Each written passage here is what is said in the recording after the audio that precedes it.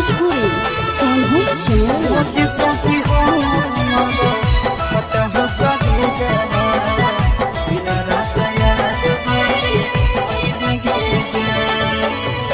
हर दिला को जानो जइबे ससुर दिया पियावा के से दिया सा जइबे गे जान।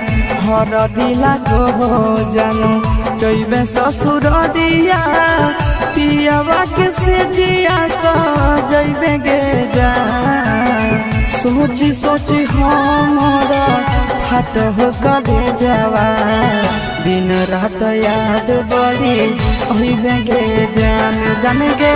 सोची सोची हमारा फाट हो कदे जावा दिन रात याद बड़ी अहिबे गे जान। हर दिला को जानू जइबे ससुर दिया पियावा के से दिया सा जइबे गे जान। हर दिला को जानू जइबे ससुर दिया पियावा के से दिया सा जइबे गे जान। सोची सोची हमारा फट हो कबे जावा दिन रात याद बड़ी अइबे गे जान जान गे। सोची सोची हमारा फट हो कबे जावा दिन रात याद बड़ी अइबे गे जान।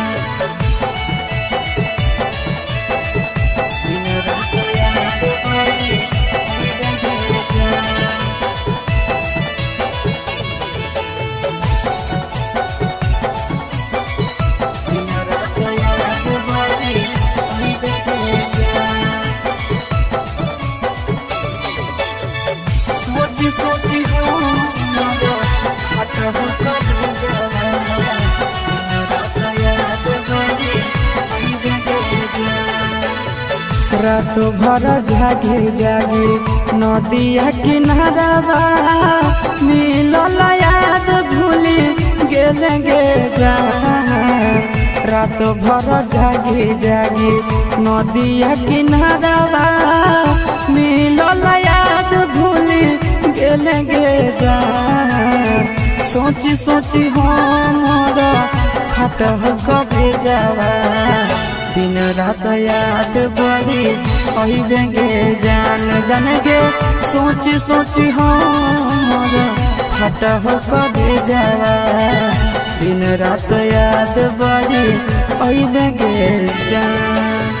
रात भर जागी जागी नदिया किनारा मिलल याद भूली गेले गे जान।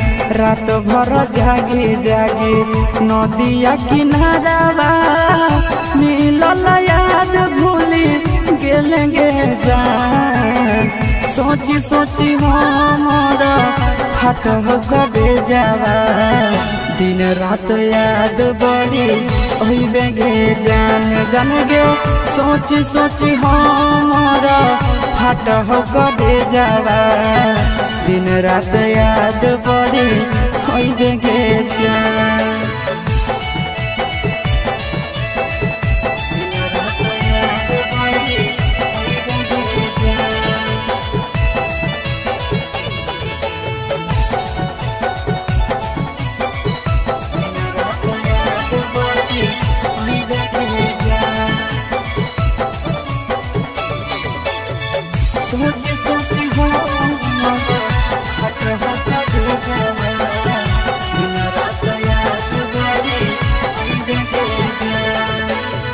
नंदन के जिंदगी जानो देव ही उजाड़िए गे पियावा के घरवा सइबे गे जान।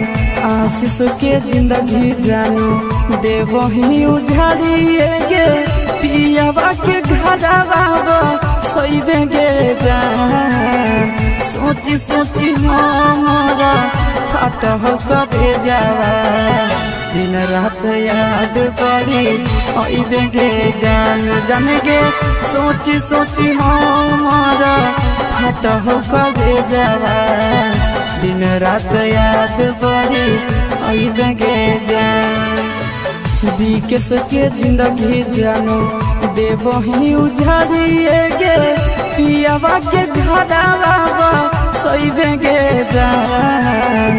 आशीष के जिंदगी जानो देवही उजाड़िए गे पियावा के घरवा सोइबे गे जान।